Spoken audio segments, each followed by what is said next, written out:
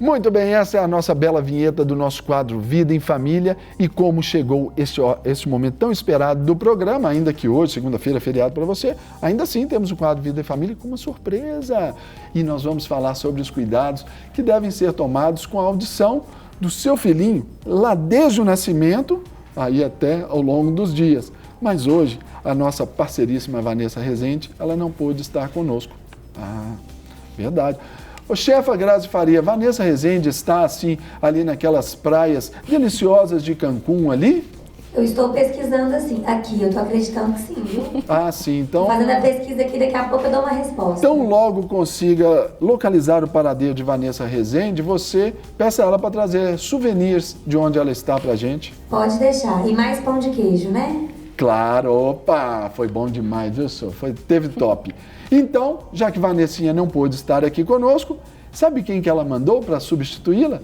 A sua irmã, Leda Rezende, que é fonoaudióloga. Ei, Leda, como vai? Tudo bem? Mais uma vez aqui com a gente. Vanessa está lá em Cancún, será? Onde que está ali? Olha, Ilhas Maldivas, se ela está, Tahiti? Depois eu vou cobrar, né? Porque ela nem me convidou, né? Te deu trabalho, só me mas deu trabalho, mas não falou, né? Para onde vai. Muito legal. Leda, nós temos aí hoje esse desafio aí de falar sobre a importância do cuidado com a audição dos nossos filhos. Hoje, já assim, os meninos nascem, já tem o teste da orelhinha para se fazer, não é? Isso. Hoje, logo ao nascimento, é obrigatório no Brasil que se faça o teste da orelhinha para que possa detectar uma possível perda auditiva. Então, com esse teste, ao nascer, já é possível diagnosticar ou detectar aí essas possíveis perdas auditivas? Sim, já é possível detectar a perda auditiva. E o teste chama-se teste da orelhinha mesmo? Isso, tem um nome que são emissões otoacústicas, né? Mas as pessoas popularmente, o teste é conhecido como teste da orelhinha mesmo. Agora, Leda, eu pergunto para você. Tá, o bebê nasceu, realização do sonho da família, mas qual que deve ser a atitude da família ao descobrir que pode ter um probleminha ali nesse meio tempo aí? Olha, Serginho, é difícil falar para o pai assim, não fica tão preocupado, né? Fica mais calmo, a gente sabe que é difícil.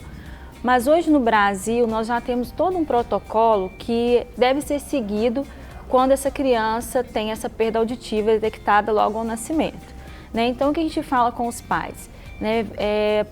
Diagnosticou a perda auditiva, acompanha essa criança junto com a equipe profissional que vai fazer um reteste, vai ser acompanhado por toda uma equipe, né, de otorrino, de fonoaudiólogo, tem psicólogo que acompanha esses pais, um psicólogo que, ao longo, né, pode acompanhar essa criança também. Então o que nós falamos é que os pais façam esse acompanhamento, porque às vezes a criança consegue o acompanhamento até pelo Sistema Único de Saúde e os pais às vezes pensam assim, já colocou um aparelho, por exemplo, e às vezes se relaxam um pouco, né?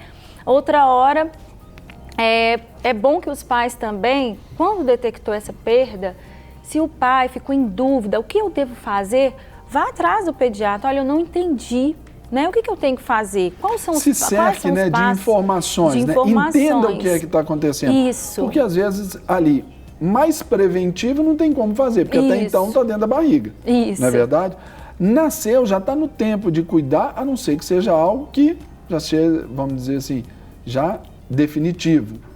Aí também terá o diagnóstico e o pai também se prepara para aquilo. Isso. Mas o segredo é esse cuidado mesmo, se inteirar, saber do problema, entender que talvez por uma parte do tempo ou daí para frente só vai ter um trabalhinho a mais ou diferente que se fosse uma outra criança, né? Isso é muito importante, Serginho, porque algo que a gente sempre fala com os pais. O seu filho veio com esse diagnóstico, não escuta, mas ele tem outras habilidades que o pai deve explorar, né? Estimular. Estimular as outras habilidades. Essa criança, se ela é bem acompanhada por uma equipe e principalmente pela família, ela vai ser uma criança de sucesso, né? E também, muitos pais... Eu posso me arriscar a dizer que ela será ou ela é uma criança normal? Ela pode ter uma vida normal? Sim, a gente usa esse termo mesmo, ela é uma criança normal, né? Se não vier junto com um quadro já de síndrome, que muitas síndromes têm, uma alteração auditiva, essa criança pode ter outras alterações, né? Na locomoção, né? Pode ter outras alterações. Mas se ela tem apenas a alteração auditiva, isso, as outras habilidades dela estão intactas, né? Agora, Leda, e se acontece, por exemplo, foi lá, fez o teste da orelhinha, está tudo bem.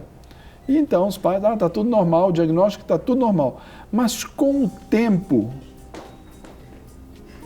vai havendo aí alguma perda, pode dar.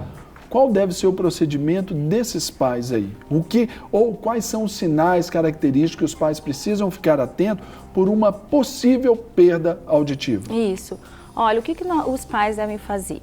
Né? Às vezes deu resultado, está tudo normal, mas ao decorrer você observou, por exemplo, que aos 8 meses, seu bebê, você estava em casa, caiu a tampa de uma panela, o bebê, aquilo para ele não foi nada, nem assustou, nem em seguida bateu uma porta, ele também não assustou, ele não teve nenhuma reação aos sons. Começa a observar. A criança começou a querer assistir televisão com volume muito alto. Começa a chamar a atenção, assim, com alguns barulhos, para ver se isso a atrai, né? Isso. Começa a observar, chamou... Aqueles chiques-chiques, chato que só, né? Isso, observar. Ele está prestando atenção, assustou, teve alguma reação ao som. Não teve, vá direto ao otorrinolaringologista, para ele observar e ver o que é e fazer um novo exame auditivo. E até assim, eu, pelo menos na minha experiência de pai, pode também procurar o pediatra para que o pediatra que já conhece ali todo a história daquela criança também já indique alguém da confiança, pois isso também facilita. É um fator de segurança para os pais, né? Isso, não, com certeza, né? Se ele já tem um pediatra que acompanha essa criança, até mesmo, igual você falou, ele já conhece essa criança, né? Então, é bom, sim, levar o pediatra para que faça o encaminhamento. Agora, uma pergunta chata, mas eu acho que a gente não pode deixar de fazê-la. Quais são, né, as consequências de uma perda auditiva na vida de uma criança caminhando aí para a sua fase adolescente, adulto? Isso, a perda auditiva, no início a gente vai verificar uma dificuldade na fala. Tanto na aquisição, a criança pode demorar, se for uma perda mais leve, pode demorar a começar a falar, e quando começa ela pode ter muitas trocas, a fala embolada. Se for uma perda profunda, ela pode vir a não falar, por não escutar, ela pode vir a não falar. E essa perda, além dessa parte da dificuldade na fala, o que eu penso assim, Serginho, é dificuldade mais social, né? Porque o nosso mundo é auditivo. Então a pessoa, como que ela vai num restaurante, todo mundo fala junto, todo mundo fala muito alto, né? Ela não consegue entender o que as pessoas estão falando, né? Então tem esse contexto social. E eu falo assim, na velhice também, que às vezes tem uma perda auditiva, essas pessoas acabam, elas se retraindo, ela não quer participar de nada, né? E me permita abrir um parênteses aqui, eu me lembro quando eu estava no seminário, e uma pastora que era da nossa igreja, chama Lourdes, ela é deficiente, ela não tem audição, só que ela perdeu com a idade, não me lembro qual o motivo e tudo. E ela sabe falar, ela faz bem a leitura labial, comunica bem. Mas ela ministrando a nós ali, seminaristas todos com aspirações pastorais ali, e ela falando, olha gente, se um dia, isso até hoje me emociona, se um dia eu tivesse que escolher entre ser surda a ser cega, eu preferia ser cega. Por quê? O cego, você vai no McDonald's ali e tudo, tem um cardápio em braille, já se prepara, a Bíblia está em braille, tudo fica mais fácil para quem tem o cego. Isso é a ótica dela, claro. Isso. Aí ela fala, para o surdo é mais difícil, depende de uma capacitação, de intérprete e é muito mais de fora do que de dentro. Isso. Aí ela disse assim, eu daria tudo para passar um momento de louvor de olhos fechados. Oh, meu Deus. Tá vendo? É uma consequência, né? Até o desenvolvimento da fé. Isso. Mas ela, graças a Deus, Deus tem cuidado. Amém. Eu também, assim, quando eu falo, né, de pessoas surdas, eu também chego também um pouco a essa parte de emocionar mesmo, Serginho. Fora também, você falou dessa parte social, a igreja também, né? É difícil prestar atenção no culto, porque ainda mais nós pentecostais, é um canto, um louvo, outro fala em mistério, né? É difícil a pessoa entender o contexto. E fora também é bom a gente lembrar do contexto escolar, né? Que a criança também pode ter muitas dificuldades escolares. Agora, então, falando do cuidado. Quais são, então, esses cuidados que devem ter? Eu penso que já da infância até a melhor idade aí. Isso, que parece assim, que bobagem. Mas a primeira coisa, ame essa pessoa, né? Se você tem um familiar que já tem a perda auditiva desde o nascimento, ou que foi tendo essa perda ao longo do desenvolvimento, ou já na idade adulta, ame essa pessoa. Quando você for conversar com a pessoa, independente do grau de perda auditiva, sempre olhando para ela. Se ela falou alguma coisa que você não entendeu, pergunte. Não pense assim, ela não vai entender mesmo que eu não entendi, então vou deixar para lá. Não. Né? Não assim. É buscar se comunicar mesmo, porque é isso que a gente tem que fazer, independente de palavras ou não. Agora, eu quero te fazer essa pergunta, mas eu quero ser específico no cuidado assim. O que nós todos temos que fazer no cuidado com os nossos próprios ouvidos para a gente ou não sofrer essas perdas ou minimizar, por exemplo, alguns efeitos. Turma e adolescente, aqueles fones lá no talo, cotonete, conta pra gente. Ao longo, né, do desenvolvimento, a mãe tomar cuidado com esses barulhinhos que você falou, né? Às vezes, que legal, vou estimular bastante a audição do meu filho, coloca vários brinquedos super barulhentos. Isso. Você falou aí do fone de ouvido. Hoje tem uma preocupação muito grande com os adolescentes, né? O máximo que a nossa orelha consegue de decibéis, como se fosse o volume de som, que nossa orelha consegue ficar sem como se fosse um estresse auditivo. Os adolescentes, eles estão ouvindo isso no aparelho, colocando um fone, o interno, que é ainda pior, e com o tempo que nós teríamos que escutar, por exemplo, 8 horas, que é o máximo que, por exemplo, um trabalhador com um som muito alto poderia ficar, e ter um descanso, esse adolescente ele não tem esse descanso. Então, o som mais alto do que deveria e num tempo muito maior. Então, os fones de ouvido, tomar muito cuidado, escuta ele. Como? A limpeza do Cuidado também, né? As pessoas querem enfiar tudo, toda coisa dentro da orelha, né? Cotonete, chave, tampa de caneta, tudo. O dedo. Gente, desculpa aqui, isso. Tem uma coisa mais nojenta do planeta quando se deixa aquela unha maiorzinha e fala que aquilo ali me mata. Aqui, se você quer me fazer, é aquilo ali. Tem isso, infelizmente, né, Leda? E é engraçado, Serginho, que as pessoas falam assim, será que precisa mesmo porque os médicos falam assim, não fica tirando a cera do ouvido, mas será que não precisa? Realmente não precisa de você ficar limpando tanto essa parte do conduto auditivo, né? Você pegar o seu dedo mindinho com um pano mais fino e passar nessa parte externa aqui da orelha para limpar. Não precisa ir lá dentro, porque você pode ferir sua orelha e outras coisas, como essas hastes flexíveis, ela pode até causar algum problema auditivo, perfurar a membrana timpânica, conhecida como tímpano, né? Então, nada de ficar enfiando nada dentro da orelha, não. Uma perguntinha rápida e básica aqui. Vamos nadar e entra água no ouvido. A gente pode ficar batendo assim, friccionando? Qual que é a melhor forma para tirar aquela aguinha no ouvido quando a gente nada? Não, aquele pulinho que a gente dá para a água sair não tem problema, Mas não. Mas e quando parece que ainda insiste em ficar, a gente fica friccionando a orelha? Então... É melhor ir ao médico, Serginho. Você não sabe até onde está essa água, né? E pode ser que isso venha causar alguma infecção. Eu estou perguntando isso porque eu sei também de experiência própria.